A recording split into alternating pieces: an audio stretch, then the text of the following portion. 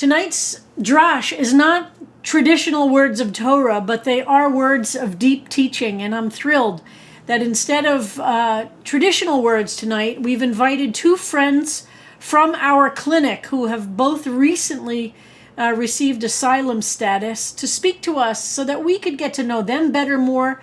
Those of you who are not active volunteers in the clinic can get a little bit better sense. And we'll also hear some words from Noah Habib, our fabulous immigration clinic, and Rabbi Marisa James, our fabulous director of social justice programming, who helps to supervise the clinic and all the work of our sanctuary synagogue. Please, if you want to honor those who got to these shores safely so that you are living a life here in these United States, consider making a donation to the clinic so that the clinic at CBST continue to do its holy, holy work. We are doing this on top of everything else we do at CBST. So your earmarked gift to help the clinic, very much appreciated. We have a full-time clinic director now. That's how expansive we are. We're eager to get a lawyer working at the clinic, helping to organize and help all the various legal aspects of the clinic. And we're looking to get a Russian speaker to be one of our assistant directors to help coordinate the clinic as well. So we have a lot of goals and dreams. Most importantly is to live out the Jewish value every single day of never forgetting that we were once strangers. So it is our job to make sure that those who might need community and need support and need concrete help will find it at Congregation Beit Simchat Torah. So our first speaker tonight, I'm delighted to invite Alvaro Peña Osorio to offer a few words and to tell us in his own words what his experience is here at CBST. And we welcome you to our community.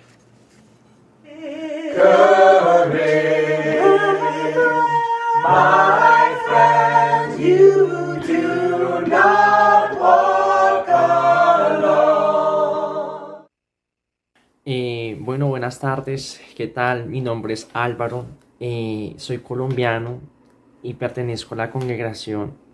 Agradezco a este equipo que me acompañó del principio a fin en poder pues obtener un proceso como asilado, un proceso que no fue fácil, fue un proceso en el cual se luchó tanto, se hicieron pues todo el proceso y la verdad conté con este gran equipo humano que me ayudaron a mí como persona, escucharon mi historia y para mí fue un punto clave para llegar a donde estamos ahorita.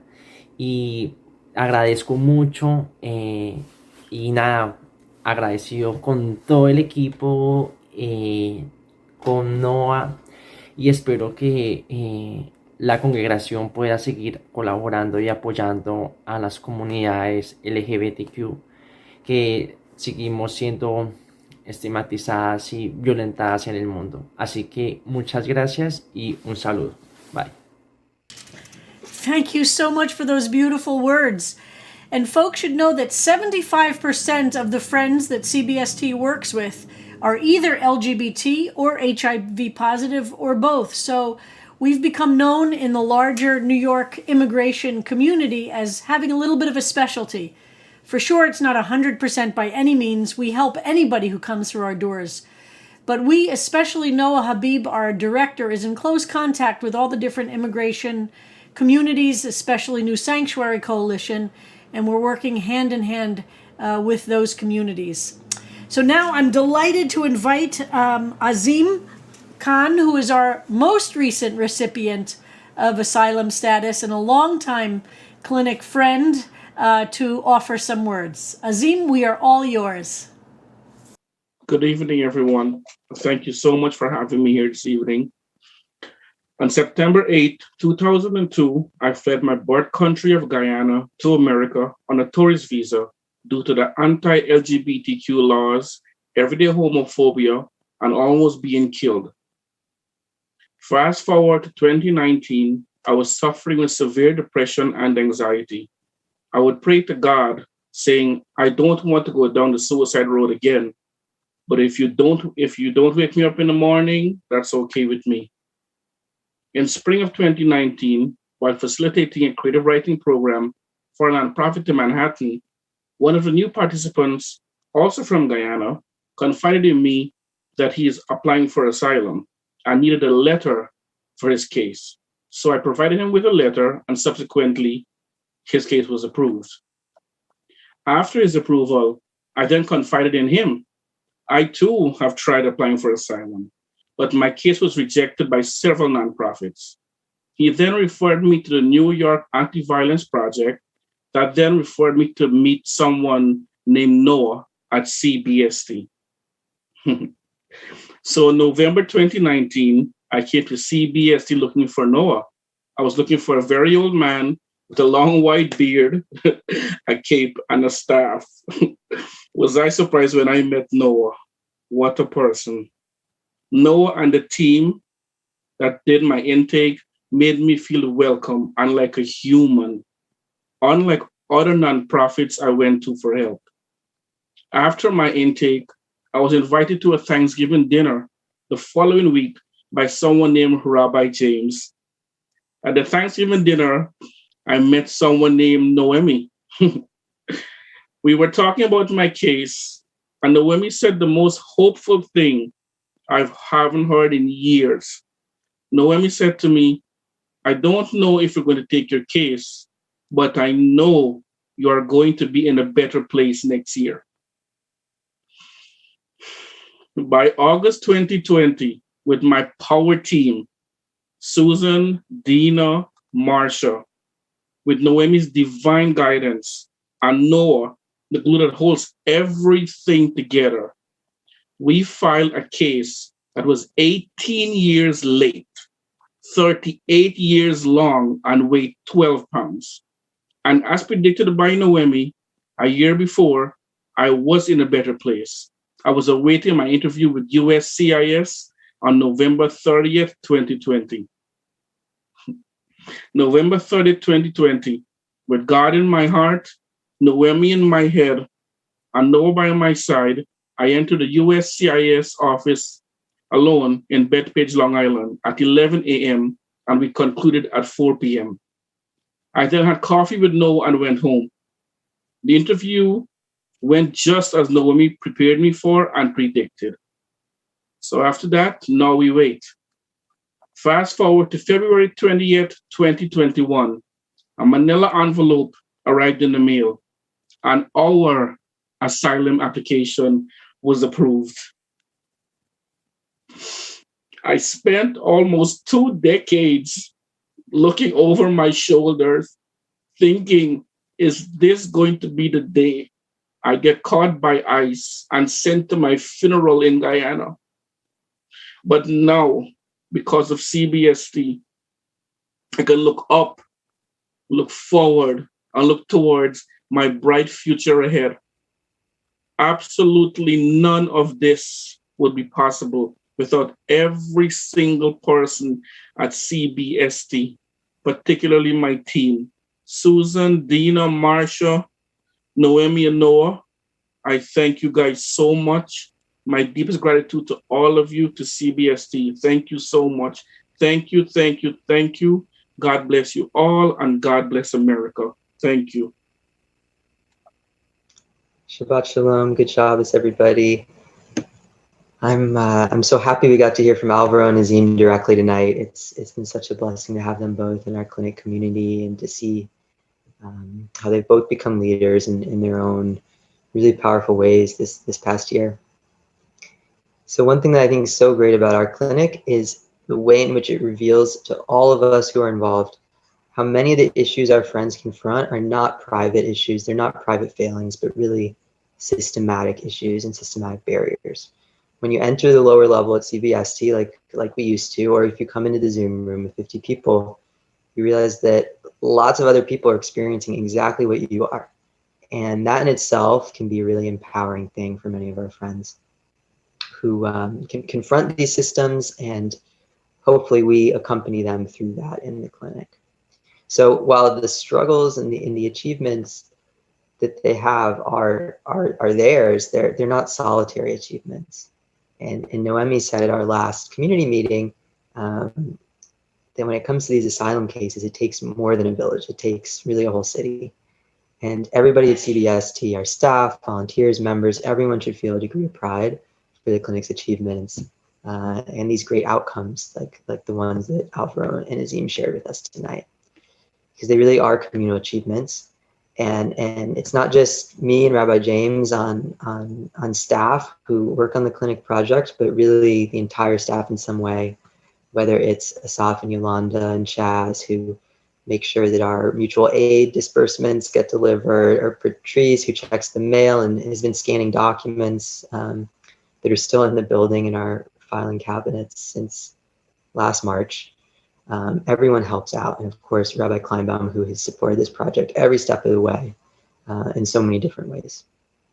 And last but not least are our volunteers, our sanctuary team, our lay leaders, Dylan Parent, Michael Schreiber, Noemi Maslia, and also Sebastian McGuire, one of our partners at Seeking Asylum Finding Empowerment, who is almost always at the clinic alongside Noemi, providing legal supervision, sometimes into the wee hours of the night, mentoring teams and providing feedback and doing so much for our friends.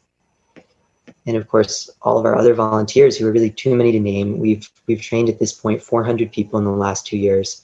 Many have continued as clinic volunteers, have worked on multiple teams with multiple friends, and have done so much. So it's never a bad time to join us. We can always benefit from new volunteers in the clinic. If you're computer savvy, or if you speak a language other than English, or if you are an attorney, we have a role for you. And even if you are none of those things, we still have a role for you, okay? So clinic hours are Wednesday and Thursdays, 6 to 8 p.m., but we have lots of tasks that need to be done outside of those times, okay? So if you think you have the time, the interest, and if you have some type of special skill, let us know that. If you're a social worker or a notary or anything else you think might be helpful, reach out, sanctuary@cbst.org, and let us know that you'd like to join us, and we'll get you set up. So that's sanctuary@cbst.org. Thanks, everybody. And a special thank you again to Alvaro and Azeem for sharing with us this evening. Thank you, Noah. And what a joy to hear from our latest two asylees. Alvaro and Azeem, you are wonderful. When we started meeting with the clinic in person at 30th Street, we decided early on that there needed to be some kind of music. It's one of the features of CBST is that there is always music. And frankly, we take very seriously what Rabbi Kleinbaum has told us over and over again, that joy is an act of resistance. So every night we would end clinic in person with this song that I'm going to invite Sam to echo me on. And the song is a fragment, actually. It's not even a complete song. It's a fragment of a folk song that has been adapted by activist communities. And it expresses so much of the mutual support and the mutual joy that we are trying to build every single day, and that our volunteers and our friends embody every single day. I'll sing it through twice, and if you know it, please sing along. I'll feel it, I promise. And if you don't, you'll learn it. Courage, Courage, my friend, my friend, you do not walk alone. We will walk with you walk with you and sing your spirit home. Courage, courage, my friend, my friend, you do not walk alone. We will walk with you walk with you and sing your spirit home. None of us walks alone. Courage, all of us. Shabbat shalom. Shabbat shalom. Thank you so much, Rabbi James, for all the intense and committed and dedicated work you have done over these years to help support this holy, holy, holy work. And I want to emphasize to everybody who's watching tonight, One of the best ways to honor those who came to these shores, or your own journey if you are an immigrant, is to make a donation to support the work of our clinic. We are on a shoestring budget, and let's make sure that this clinic continues its holy work to make sure that those of us who want to do something in the face of the terrible treatment of immigrants, we can do something. But maybe you're too busy to volunteer, or you can't because of time or other reasons. Make a donation. Any donation matters. So please do it tonight, or if it's not your tradition or practice to donate on Shabbat, do it after Shabbat. And if, as Noah offered an invitation, if you'd like to volunteer to be a part of this, please volunteer. There's room at the table for everyone. And I'm so moved that Azeem himself has become now a volunteer at the clinic to make sure that he can now help others. So thank you to both of you for telling your stories and to inspiring all of us. And one small light, this was one email that Marcia Melnick sent me in February of 2017, and now 400 people are volunteers. Over 250 immigrants, friends have been helped, and we as a community have spread light in our world. Thank you, everybody, for participating tonight. My mother was just 7 years old when she, her brother, and parents emigrated as refugees from Cuba to the United States in October 1961. The story of their departure from Havana is a harrowing one that is hard for me to imagine, though I have imagined it my entire life. From Cuban soil, they went to Jamaica under the auspices of the United Congregation of Israelites. From there to Pittsburgh through the Jewish Family Service, all coordinated by HIAS, the Hebrew Immigrant Aid Society. From then on, HIAS became a household name. Quite literally, my grandparents and their family had nothing when they arrived in this country. HIAS helped them settle. They connected my family with a synagogue and literally sheltered and furnished them until they could make their own way. In speaking to her about this experience, my mom feels a deep sense of gratitude to HIAS. She remembers the soft candies, the ones usually had at Passover, that were given to them by the kind Jews when they landed in Pittsburgh. A few months later, they made their way to Texas, where my grandfather worked as a chemist for many decades to come. He and my grandmother were essential to my upbringing, and I'm humbled by their sacrifices. A couple of years ago, my family was able to retrieve a file of over 40 pages in which HIAS kept my family's documents. Various records, correspondence, arrival forms, and even a handwritten letter from my grandfather to the US government are included. On the pages of this file, I see the names of a dozen family members, many of whom did not make it to this country. It's a web of lives and stories. I even see the monthly $10 payments my grandfather made to HIAS to pay off the $383.46 that was loaned to him during the entire ordeal. 4 years later, it was paid in full. As my mother, her family, and a group of other Cubans waited in limbo in Jamaica, a letter was sent from the Director of Operations, dated October 13th, 1961, regarding this group of refugees. It closes with the following: "Their hopes are not final. Therefore, best that could be done is to keep up their courage." May we continue to keep up the courage. Shabbat Shalom.